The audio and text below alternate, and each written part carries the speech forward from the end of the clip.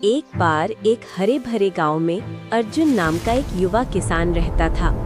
वो न केवल अपने खेतों में खूब मेहनत करता था, बल्कि दिल से भी बहुत दयालु था। गांव के लोग, जिनमें काकी एक बूढ़ी महिला भी शामिल थी, सूखे और कम पैदावार से परेशान थे। अर्जुन की फसल इस साल अच्छी थी। पास के खेत में काकी की फसल सूख रही थी, क्योंकि उनके पास सिंचाई का कोई साधन नहीं था। गांव वाले अर्जुन को सलाह देते थे कि वो सिर्फ अपने खेतों की चिंता करे, लेकिन अर्जुन ने उनकी बात नहीं मानी।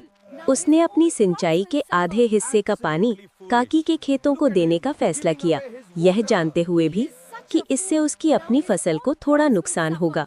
गांव वाले उसे मूर्ख समझते थे। एक दिन जब अर्जुन काकी के खेतों को पानी दे रहा था, तो उसे एक घायल बादल पक्षी टिंकू जमीन पर पड़ा मिला। टिंकू का एक पंख टूटा हुआ था। अर्जुन ने पानी देना छोड़कर टिंकू को उठाया और उसे घर ले आया। अर्जुन ने कई दिनों तक टिंकू की देखभाल की। उसने टिंकू को खाना दिया और उसके पंख पर पट्टी बांधी। टिंकू की देखभाल के कारण अर्जुन अपने खेतों पर कम समय दे पाया। गांव वाले उसका मजाक उड़ाते थे कि वो एक पक्षी के लिए अपनी फसल खराब कर रहा है। कुछ हफ्तों बाद टिंकू का पंख ठीक हो गया। अर्जुन ने भारी मन से टिंकू को आजाद कर दिया। टिंकू उड़कर गया और ऊंचाई पर जाकर तेज और चमकीली आवाज निकाली, जिसे सुनकर आसमान में कहीं से एक विशाल चमकदार बादल आने लगा। टिंकू उस बादल को सीधे अर्जुन के खेत के ऊपर ले आया। बादल ने न केवल अर्जुन के खेत पर, बल्कि काकी के खेत और पूरे गांव पर प्यार से बारिश की।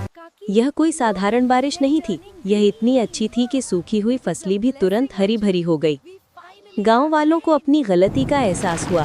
उन्होंने समझा कि अर्जुन की दयालुता, यानी काकी और टिंकू दोनों के प्रति, ही असली बीज थी जिसने यह जादुई बारिश लाई।